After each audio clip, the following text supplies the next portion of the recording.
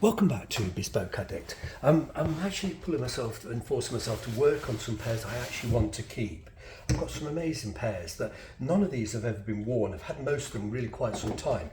I've spent the last year or two working feverishly on pairs that I'm trying to sell or I have sold, and it takes a lot of time. But this is a pair of 1960s Cleverly.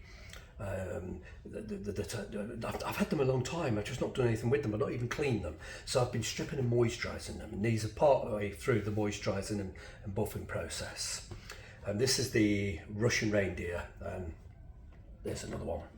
This one's just been moisturised again, and it's still wet, and that one's ready to be done. But before I do that, I've actually got to go through and pick out all the little bits. Where's my other screwdriver? There it is. The cream does clog the holes, so I've got to go through and clean all the holes. It takes maybe an hour to go through and clean the cream out of every hole, and sort of do that as I go. And I didn't realise it had got a little bit blocked. I generally, where's my brush? I'm fiffing about.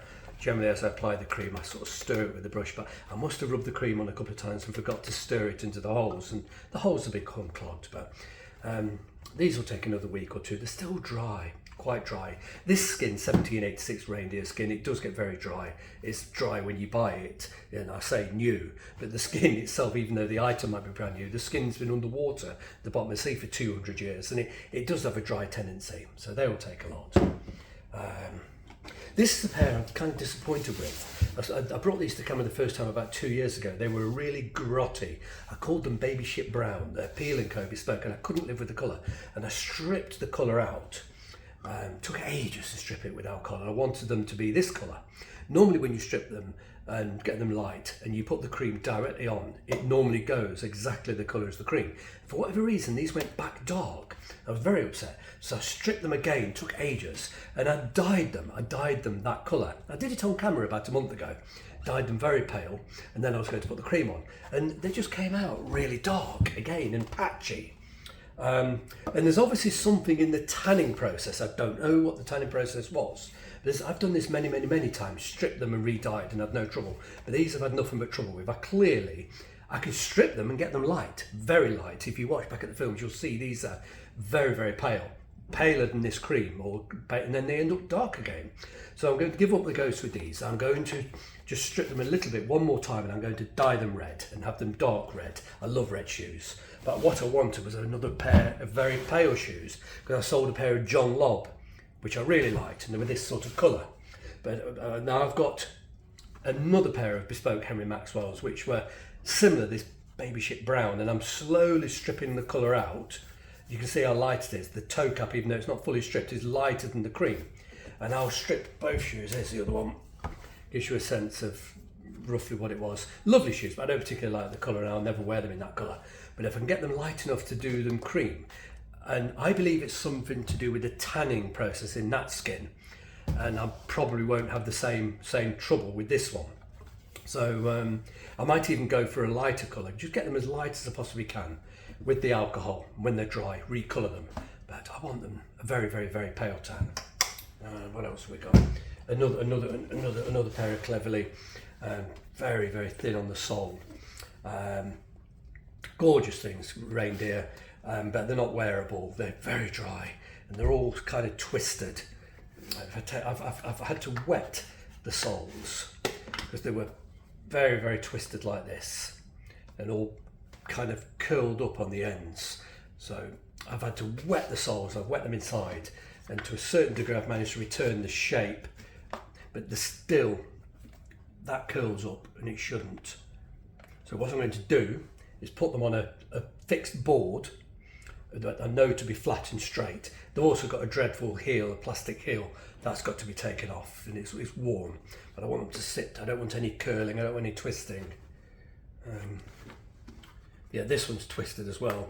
See, it doesn't sit right. So I've got to wet them and press them back into shape.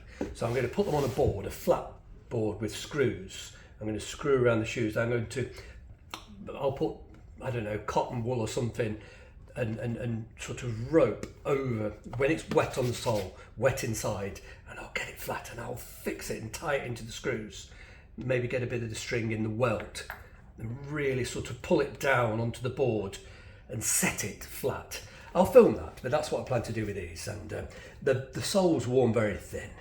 So what I'm going to do is, let me get another pair cleverly. This is another pair I've been working on, and you can see they've worn very thin, and I've put a topi because I do intend to wear them. If these were show shoes or I'm going to sell them, I'd do the veneer with leather and blend the two. You wouldn't really know it had a veneer, but these are a topi veneer because they're very robust. And I'll do the same with these because it has worn very thin. All the stitching's exposed. There's not a lot of life. That's George Cleverley's original sole, his original stitching. I'm not prepared to replace the whole thing, but I'll take maybe 1.5 millimeters out of I'll do it with glass, and I'll set a topi in. Once again, I could veneer it in leather, but I intend to wear these and wear them hard, so the topi will be fine. If I ever were persuaded to sell them, which is unlikely, but I'd probably peel the topi off and veneer it in leather, so it's more of an original finish. But there'll be weeks before these are ready to wear. They're an amazing colour, but they just need a lot of work. And I've had a lot of these shoes an awful long time and just done nothing with them. I've either not been in the mood, or I've been busy with other things, or I've spent a lot of time dealing with other shoes that I've got to sort of bring from this condition up to a sellable condition. It's just about time I spent a bit of time on the shoes I actually want to wear. As I say to you, none of these are for sale. And I've had them lying around for months thinking I'll get them sorted. Then a month turns into a year, then 2 years, and I've still not cleaned them up. So I'm just spending a bit of time and doing a few of the pairs I've been planning to do for months. Like this pair, glorious Cleverleys. And I've just got to finish the heel and then the need of moisturising and polishing, but they are just glorious. 1968, beautiful things, but I've just not got around to finishing it. I've been bitting and bobbing, and I've also spent just loads of time on other stuff and things I really care for, like all of these. I've just not done it. So let's spend a few days and get at least some of these wearable. These won't get done. These will certainly get done, and I think this pair of reindeer will get done. The pair that I'm going to do red, they will get done. The pair that I'm stripping in the next week or so, there's probably 10 hours of stripping involved. But once they're stripped and they're recoloured, then they'll be ready to go on my feet. And I will wear them in the pale colour, I just wouldn't wear them in the original Baby Ship Brown colour. But like I said, they're bespoke Henry Maxwell from the 60s. And if I get the colour right, then I'll jolly well wear them. Anyway, let's stop gossiping and I'll get on with doing what I've got to do with these few pairs.